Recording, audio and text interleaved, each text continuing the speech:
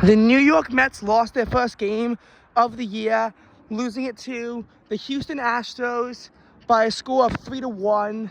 And there are some things I'd like to reflect on in this video about that game. First of all, it's just one game. The Chicago White Sox won, the Miami Marlins won, two trash teams. Does that mean that either of them are, on pace to have 162 wins? Of course not. They're probably going to finish mediocrity. I see the White Sox having a win total in the 50s, the Marlins having a win total in the 60s. Neither of them are going to be very good teams, but they did win today. And I guess you never know what happens in baseball. But again, it's just one game. The Mets started off 0-5 in 2024, and later on went down to 24-35, and they still snuck into the playoffs where they made a lot of noise in their NLCS run. So I don't think that them losing game one against the Houston Astros, which, by the way, a tough team against a tough pitcher, I don't really think that means a whole lot. So, first of all, the pitching. First of all, Brazoban and Young got us through the later innings without allowing a run, which I think is impressive. They got us through the later innings without allowing a run, and they are some pretty crappy relievers. Brazoban and Young are not relievers to be using high leverage. Obviously, Brazoban was not trusted by Mets fans immediately after he blew the game on August 3rd against the Angels, leading to a Mets loss that could have been a great comeback win for the Mets that instead turned into a gut-wrenching loss. And Danny Young, while he showed promise in May and again in the summer, in September his flaws were exposed, almost costing us the game on September 9th against the Blue Jays, did cost us the game on September 14th against the Phillies, and showed an immense amount of aggression as the season ended. But the fact that we only used those two guys and they went scoreless, maybe they're actually improving, and we didn't use any of our valuable relievers in that game. But Clay Holmes, 4 2/3 innings pitched. He had 3 runs, of which 2 of them were earned runs. So 2 earned runs, 4 2/3 innings pitched. I think he let like 5 hits. There wasn't a defensive error, but I'm also not sure who committed it. I wish I did, because I could scream at the defense, but I don't know. So you look at that, and 3 runs, 2 earned runs, it's not bad, but it's not good either. And again, the fact that there was a 3rd run that could have scored, that scored because of an error, even if it technically shouldn't have, obviously, like, the whole thing is that they still put them in a position, they still put their team in a bad position.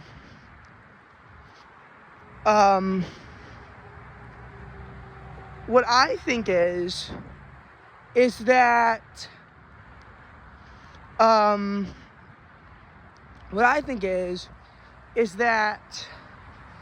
Camos put us in a position where the Mets could have won the game, but he didn't pitch well enough at the same time.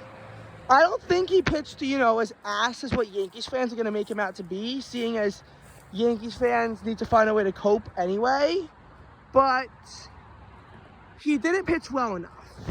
I don't think he pitched like crap, but he didn't pitch well enough.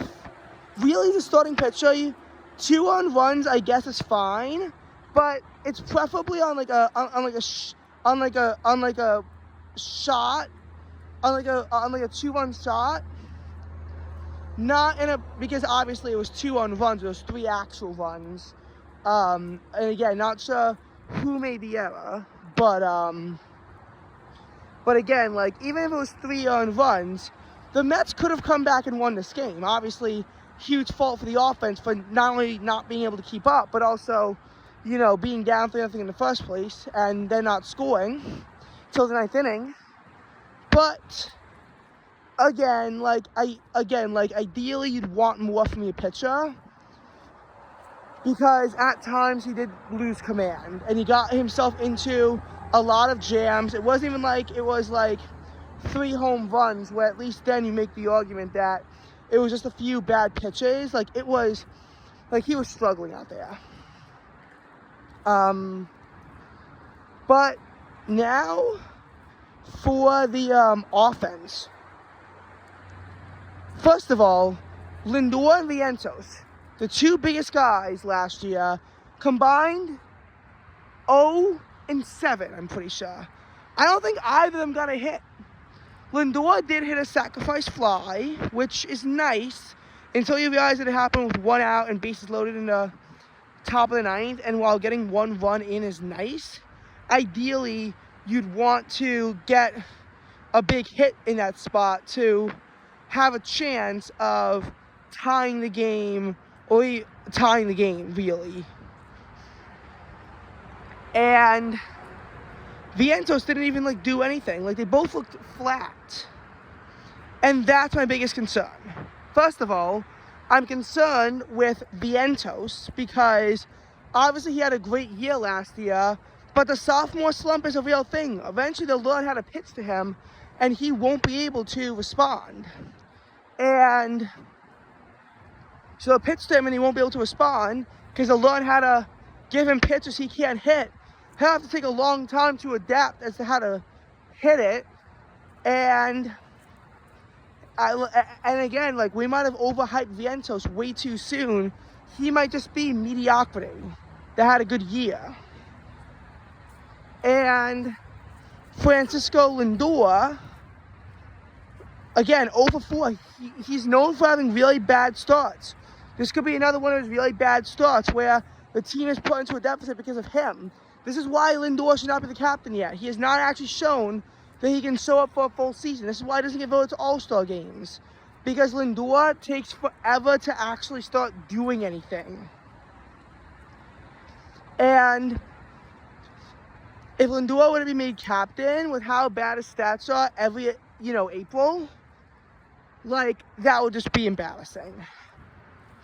So Lindor and Vientos, again, did not play well. Obviously, the Soto strikeout at the end of the game. And I have very mixed beliefs about that.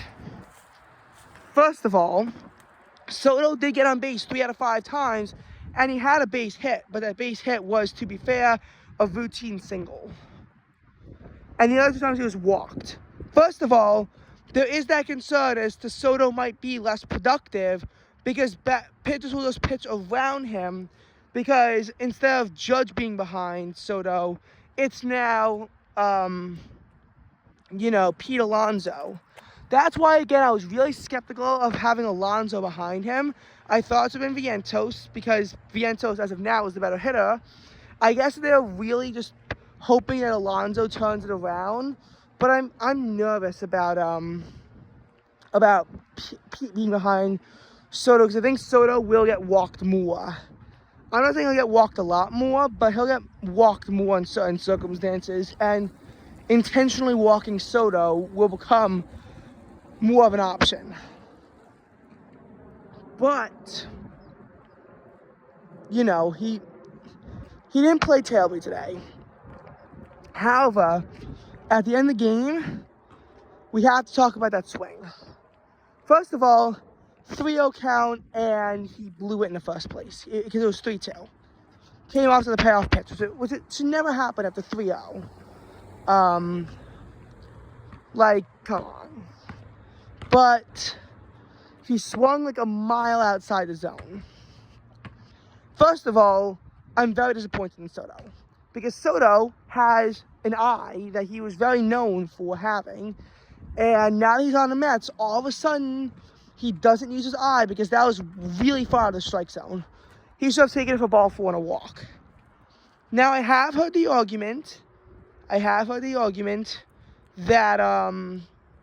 that a walk doesn't do a whole lot here in the spot, considering it would just be bases loaded and 2 outs down 2.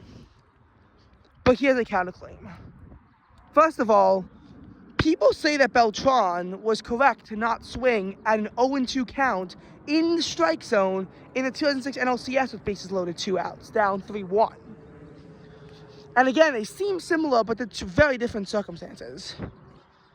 First of all, in that game, it was an 0-2 count. So even if it was a ball, it's still 1-2. You still need 3 more balls to go your way to draw a walk. Meanwhile, in this time, all you needed was that pitch that you just don't swing at.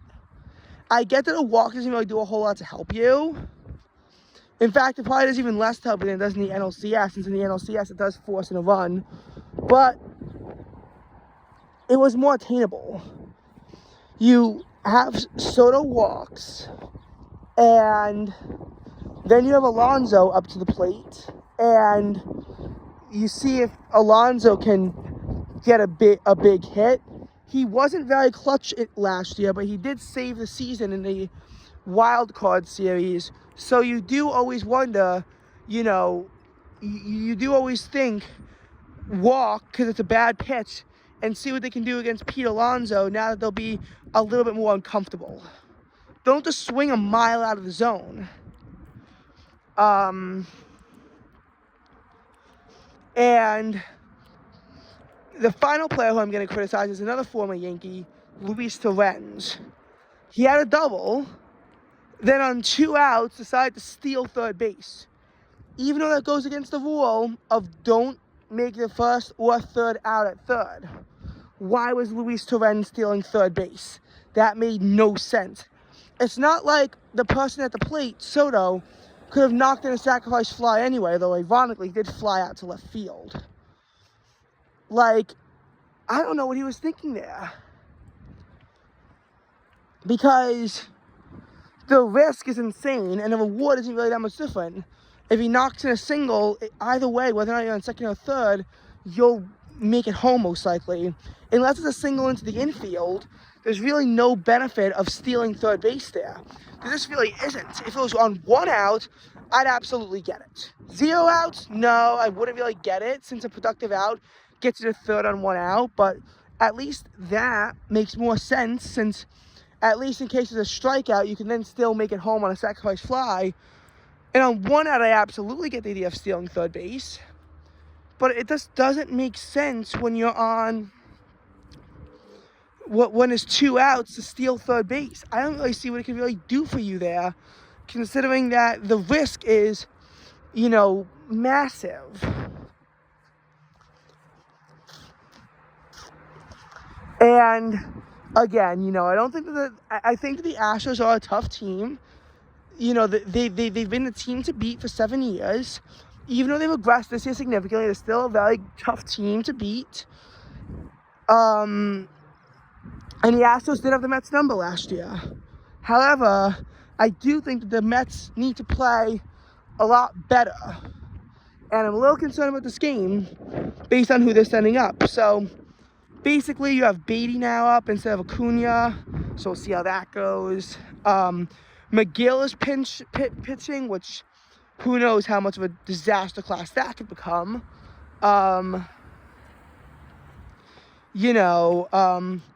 Winker is playing, so I don't know who he's replacing. This isn't exactly the best lineup. And, I get that it's early, but this may not be a good sign. However, I'm not going to hit the panic button yet. Last year, they started off 24-35, and their playoff odds dropped down to 8%, and they still made it.